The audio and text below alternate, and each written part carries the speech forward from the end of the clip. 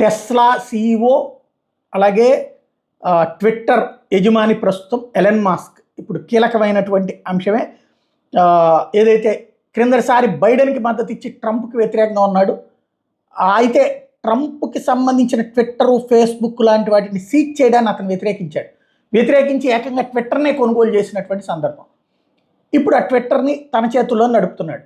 ఇప్పుడు తను Elon Musk ఈ దఫా ట్రంప్కి మద్దతు ఇస్తున్నాడు, ట్రంప్కి నెలకి డబ్బులు కూడా ఇస్తూ ఉన్నాడు. ఆ విషయాన్ని తాజాగా ఎలన్ మాస్కే అధికారికంగా ప్రకటించాడు. అదే ఎలన్ మాస్క్ ఏమో ఏమి చెప్పకపోతే దాని మీద ట్రంప్ అవును ఎలన్ మాస్క్ నాకు మద్దతు ప్రకటించాడు, నెలకి ఇంత అని చెప్పేసి ఎలక్షన్ అయ్యేంత వరకు కూడా విరాళం ఇస్తున్నాడు, కాకపోతే $2 కూడా ఇచ్చినోళ్ళు కూడా తమ పేరు ప్రచారం కావాలనుకుంటారు, కానీ ఎలన్ మాస్క్ మాత్రం అట్లాంటి ప్రచారం కోరుకోవట్లేదు, ఆయన అభినందిస్తున్నానని ప్రకటించారు. ఒకసారి ఆయన ఏం మాట్లాడారు విందాం. So Elon endorsed me recently, the other day actually. He's great. Elon Musk. He's a brilliant guy. Every time I call him, he's talking about, I got a new idea for a rocket. You have to hear this. No, it's true.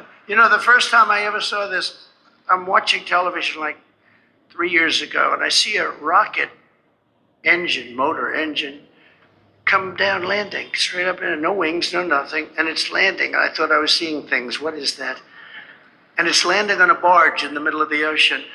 And then another one comes down, and another one, I guess 4 of them came down, 3 or 4, and they land upright. I said, what the hell was that? I've never seen that before. Now, if that were government, you wouldn't see that for another 50 to 100 years. But it was Elon.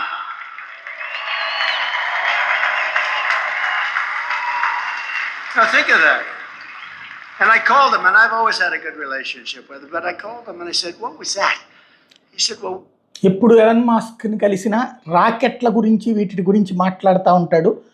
అద్భుతమైనటువంటి వ్యక్తి. ఇప్పుడు తనకి $45 million every month ఇవ్వడానికి సిద్ధపడ్డారు. అలాంటి వ్యక్తి కావాలి ఈ దేశానికి అని చెప్తున్నారు ట్రంప్.